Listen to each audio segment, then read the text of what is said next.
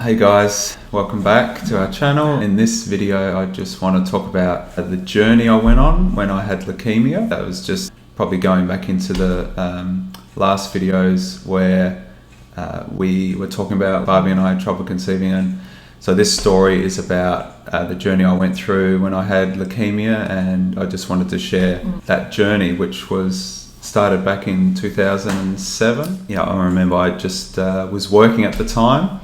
I was doing some concreting and I was at Victor Harbour, which is in South Australia, and doing a job there, and I remember I was just feeling really tired and fatigued. I was struggling to get through a day of work, and then I just told my boss, and he said, you can just go home. I went to the doctor, and he was a bit concerned because one of my lymph glands was really swollen as well.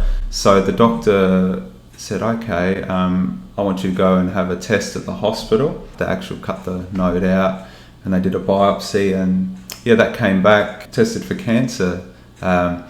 So instantly it was just on this journey. They wanted me to go straight to hospital, and then they put an intensive plan in place. They recommended chemotherapy, radiotherapy. I mean, I was going to church at the time as well. I had a lot of support and prayer from the prayer team, my pastors, counselling as well, just prayer and counselling. I went to the Royal Adelaide Hospital straight away. It was like, once I was diagnosed, it was like the next day they had me in hospital. Cancer, I've heard about it, but I still felt fine, although I was a bit tired. And they was like, yeah, you need to get in there. We need to start you on some treatment. I was in an isolation room. It was like a room of 10 individual rooms in the isolation wing. And I was, straight away, day one, I started chemotherapy. It was injected into the arm. I had to have a PICC line put in, which is like I don't know if you guys have seen, people got those little gel codes in and they can squirt stuff into there. But this PICC line, they put it in my arm. It went straight into the vein of my arm all the way around to nearly my heart. So I could just put the chemo in like that. I was 2 months in the isolation wing there. Actually, I got out after a month because it was Christmas. They said, you can go home for a few days and then come back, which was good because I was going insane. It was like crazy being in this room for months just by yourself. What happened to your belief?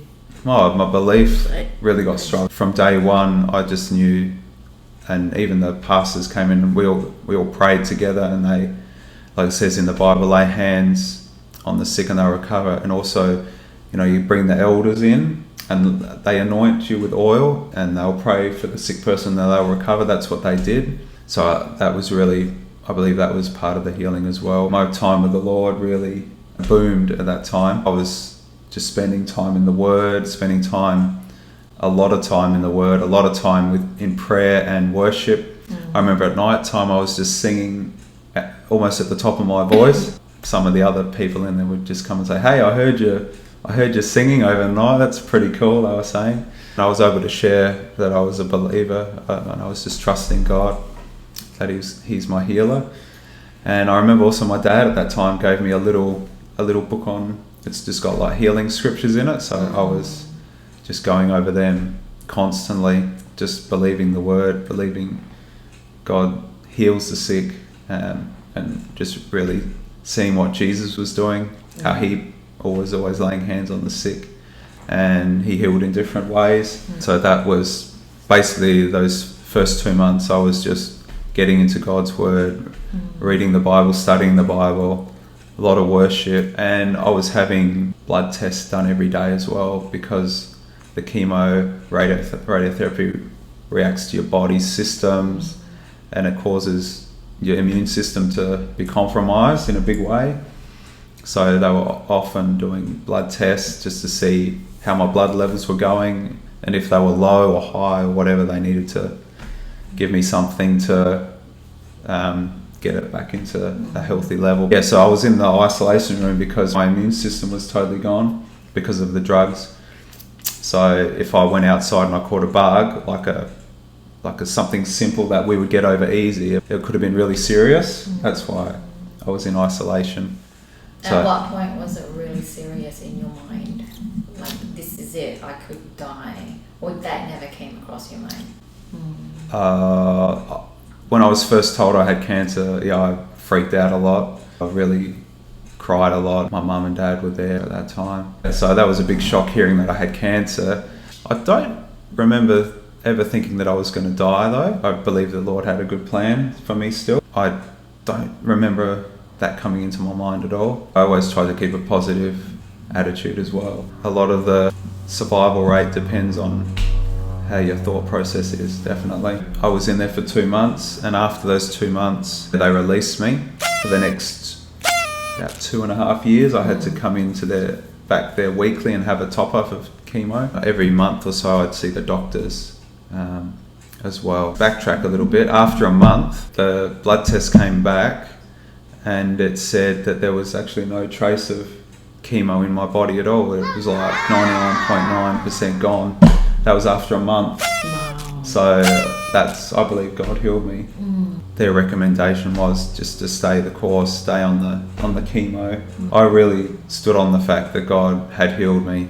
Yeah, absolutely. So, and then that was the first journey, and then he ended up coming back after I met Barbie, and he healed me so I could have children. So my sperm is good and healthy. Yes. That's my journey. Yeah. The Lord is good. God is good. Okay. So the question was, I just got then, was the hair baldness from chemo? I guess yes and no at the time, because when I first went in, I shaved all my head off. Yes, to like a 1. And then after a bit of time, they said, oh, your hair will probably fall out. I'm like, nah, it won't fall out, but it did. And I remember I was like having a shower one morning. This is probably 2 or 3 weeks in. I just was showering and I had all this hair, was like, these little shavings are in my hands. So yeah, that was like pretty crazy. And even my beard fell out. I had no eyebrows, no eyelashes. But then when I got out for just some time. And then I thought, I'll go to the hairdresser, just get it like totally bald all over. And at that time I still had hair here, but I didn't think I was going bald. And then when it grew back, there was like nothing in the middle anymore. Yeah. It was just gone. Yeah, crazy. But You So keep you it. aren't bald. but I like it like this. Yeah, you just keep it bold. I am bald. I hate to say it, but I am bald. You have hair here though. A little you got bit. the hair there. And the Homer Simpson look. It's alright. Alright, It'll do for now. So okay guys, thank you for watching. I hope you like this video, and please don't forget to like and subscribe and hit the bell button to notify all our videos. And if you want to watch our previous video, how we met above, and then the below is how we end up getting married. So yes, just check it out, those videos guys. And thank you guys, and see you for our next video. God bless. Bye bye.